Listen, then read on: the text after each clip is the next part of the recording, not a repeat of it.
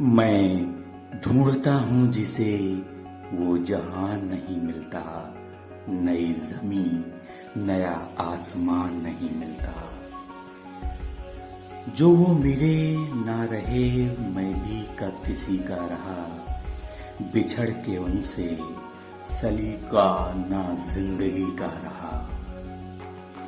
इंसान की ख्वाहिशों की कोई इंतहा नहीं, दो गज जमी भी चाहिए, दो गज कफन के बाद। ये लाइनें उस शायर की हैं जिसने बहुत ही छोटी सी उम्र में जिंदगी की एक बहुत बड़ी सीख अपने समाज को दी थी। आज 10 मई है और आज ही के दिन यानी 19 साल पहले 10 मई 2002 को शायरी की दुनिया के इस बादशाह ने इस दुनिया को अलविदा कहा था। आज उनकी पुण्यतिथि पर प्रस्तुत है कार्यक्रम उजाले उनकी यादों के, अपने दोस्त आरजे अरू के साथ। तो आज हम अपने इस कार्यक्रम में उनके जीवन, उनकी शायरी, उनकी फिल्मों से जुड़े कुछ सुनी कुछ अनसुनी, कुछ कही और कुछ अनकही सच्ची कहानियां आपको सुनाएंगे। आगे बढ़ने से पहले आइए सुनते हैं उनकी जादुई कलम से निकला ये खूबसूरत नगमा, और इस गाने के बाद हम आपको उनका असली नाम बताएंगे।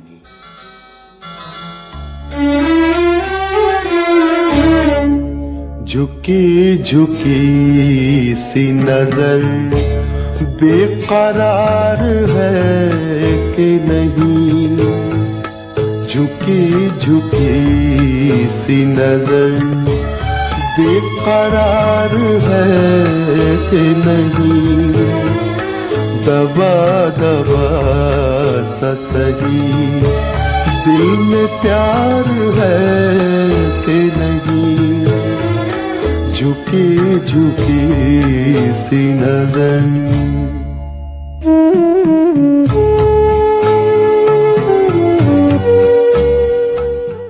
कैफी आजमी साहब का असली नाम सैयद अतहर हुसैन रिजवी था और उनका जन्म 14 जनवरी 1918 को उत्तर प्रदेश के आजमगढ़ में हुआ था। और उनको बहुत से अवार्ड भी मिले थे, साहित्य जगत में भी और फिल्म जगत में भी। वो भी हम आपको अपने इसी कार्यक्रम में बताएंगे, लेकिन कार्यक्रम के अगले हिस्से में। अभी हम आपको आजमी साहब के बचपन के बारे में बताते हैं। कैफी आजमी का खानदान एक जमींदार खुशहाल खानदान था। घर में एजुकेशन और साहित्य शायरी का माहौल था और ऐसे माहौल में बचपन उनका गुजरा। तभी तो उनको इससे दिलचस्पी हो गई। उनके वालिद ने पढ़ाई के लिए उन्हें लखनऊ भेजा। इसके बाद वो 1921 में कानपुर आ गए और उस दौर में कानपुर में मजदूरों का आंदोलन जोरों पर था। कैफी आजमी साहब उस आंदोलन से जुड़ गए और इसके बाद उनको कानपुर की फिजा बेहद रास आई। वहां रहकर उन्होंने मार्क्सी साहित्य का अध्ययन किया और इसके बाद 1923 में कैफी सरदार जाफरी और सज्जाद जहीर के कहने पर बंबई आ गए और इसके बाद उन्होंने फिल्मों के लिए गाने लिखना शुरू कर दिया। और सबसे पहले उनको ये मौका मिला शाहिद लतीफ की फिल्म बुजदिल में गाने लिखने का। धीरे धीरे फिल्मों से उनका प्यार बढ़ता गया। उन्होंने गानों के अलावा कई फिल्मों की कहानियां लिखी, संवाद लिखे, स्क्रिप्ट लिखी, स्क्रीन प्ले भी लिखा। उनमें से कुछ प्रमुख फिल्में हैं कागज के फूल, गर्म हवा, हकीकत, हीर रांझा। और फिल्मी दुनिया में कैफी आजमी को बहुत से सम्मानों से भी नवाजा गया। ये भी हम आपको आगे बताएंगे, लेकिन आगे बढ़ने से पहले आइए आपको अर्थ फिल्म की उनकी ये गजल सुनाते हैं और इस संगीतमयी ब्रेक के बाद हम आपको उनकी दूसरी मोहब्बत के बारे में बताएंगे। सुनते रहिए उजाले उनकी यादों के अपने रेडियो दोस्त आरजे अरु के साथ।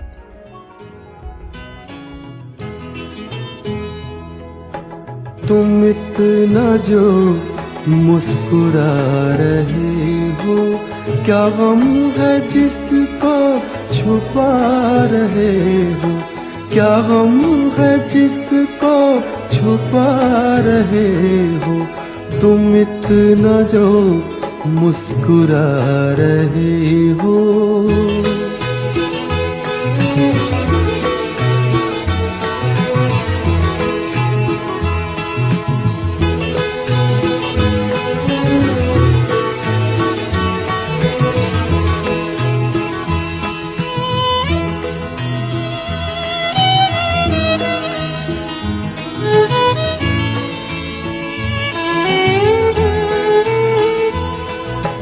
आँखों में नमी हंसी लबों पर,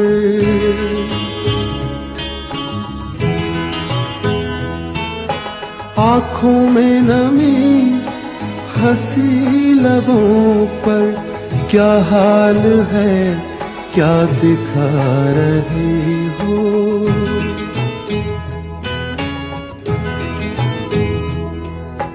क्या हाल है क्या दिखा रहे हो, क्या गम है जिसको छुपा रहे हो, तुम इतना जो मुस्कुरा रहे हो। दोस्तों, अक्सर लोग कैफी आजमी की पहली मोहब्बत यानी शायरी और साहित्य को बताते हैं, इसीलिए आज हम आपको उनकी दूसरी मोहब्बत के बारे में बताएंगे और ये उनकी मोहब्बत का नाम है उनकी बेगम शौकत आजमी के बारे में। उन दोनों के बीच का रिश्ता बिल्कुल वैसे ही था जैसे किसी आम हिंदुस्तानी परिवार में मियाँ और बीवी का होता है। एक बार दरअसल ये हुआ कि किसी बात पर दोनों के बीच में बहसबाजी शुरू हो गई। ये बहस झगड़े में बदल गई और इसके बाद उनकी बेगम गुस्से में उनका घर छोड़कर अपने मायके चली गई। कुछ दिनों तक दोनों के बीच में कोई बातचीत नहीं हुई और फिर एक दिन अचानक उनकी बेगम के मायके में एक पत्र पहुंचा, एक खत पहुंचा और ये खत लिखा था कैफी आजमी ने और वो भी अपने खून से। तो अब आप सोच रहे होंगे कि आखिर इस पत्र में ऐसा क्या था, तो हम आपको बता दें, दरअसल ये उन्होंने अपने खून से लिखा था और ये बात जब उन्होंने अपने पिताजी से बताई, अपने वालिद साहब से बताई, तो शौकत के अब्बा उनसे हंसते हुए बोले, अरे बेटा, ये शायर लोग ना बेहद चालाक होते हैं, ये जैसा दिखते हैं वैसा होते नहीं हैं और मैं जानता हूं ये कैफी ने भी अपने खून से नहीं बल्कि किसी बकरे के खून में पेन को डुबो कर लिखा होगा या फिर किसी लाल स्याही से लिखा होगा। लेकिन अब्बा की बातों पर शौकत को यकीन नहीं हुआ। उन्हें पूरा विश्वास था कि उनके मियाँ कैफी आजमी ये खत अपने खून से ही लिखा है। तो हम आपको बताते हैं दरअसल इस पत्र में उन्होंने लिखा क्या था। उन्होंने लिखा, मेरी शौकत, 1 बजे तुमको खत लिखकर लिफाफा बंद किया, लेट गया ये सोचकर कि शायद सो जाऊं, मगर नींद नहीं आई। फिर तुम्हारे खत पढ़े तो आंखों से बेइंतहा आंसू निकल पड़े। तुम्हें मुझ पर भरोसा नहीं था या फिर मेरी मोहब्बत पर एतबार नहीं है, ये मेरी बदनसीबी नहीं तो और क्या है। समझ में नहीं आता कि तुम्हें अपनी मोहब्बत का यकीन कैसे दिलाऊं। फिर एक बात समझ में आई, दिल में ये ख्याल आ गया और तभी मैं ये खून से ये खत लिख रहा हूं। अब तक तुम्हारी मोहब्बत में आंसू बहे थे, अब खून बह रहा है। आगे देखिए होता है क्या। मोहब्बत से भरे इन लफ्जों को सुनकर शौकत एक पल भी अपने मायके में ना ठहर सकी और दौड़ी दौड़ी अपनी मोहब्बत यानी कैफी आजमी के पास जा पहुंची।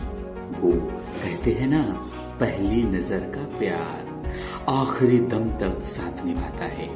कुछ ऐसी ही कैफी आजमी और शौकत की लव स्टोरी रही। आगे बढ़ने से पहले आपको पाकीज़ा फिल्म का ये बेहद हसीन नगमा सुनाते हैं जिसे लिखा है कैफी आजमी साहब ने। और इस गाने के बाद हम आपको बताएंगे कि किस तरीके से उनकी शरीके हयात यानी शौकत से कैसी हुई थी पहली मुलाकात।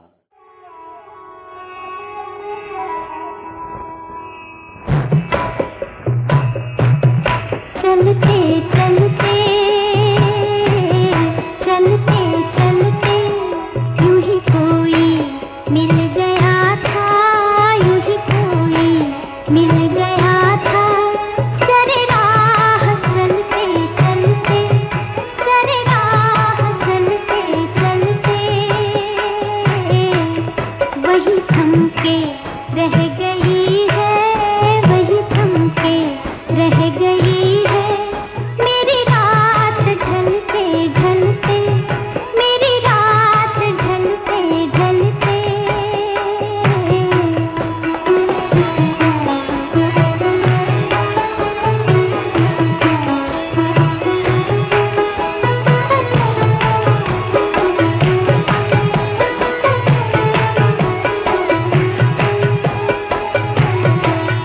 जो कही गई न मुझसे, जो कही गई न मुझसे, वो ज़माना कह रहा है, वो ज़माना कह रहा है कि फसाना बन गई है, कि फसाना बन गई है। मेरी बात चलते चलते, मेरी बात चलते चलते यूं ही कोई मिल गया था, यूं ही कोई मिल गया था। सरे राह चलते चलते, सरे राह चलते चलते। दोस्तों, जब 18 साल के कैफी आजमी साहब थे तो उनकी पहली मुलाकात उनके शरीके हयात, जो बाद में शरीके हयात बनी, शौकत से एक सेमिनार के दौरान हुई थी, एक महफिल के दौरान हुई थी जो कि हैदराबाद में हुई थी। और शेर और शायरी, गजल, नज्म से सजी इस महफिल में कैफी आजमी ने अपनी सबसे बेहतरीन नज्म पढ़ी थी जिसे सुनने के बाद शौकत उनकी बहुत बड़ी फैन बन गई। फिर वे उनका ऑटोग्राफ लेने गईं और फिर बात हुई, मुलाकात हुई, दिल मिले, फूल खिले।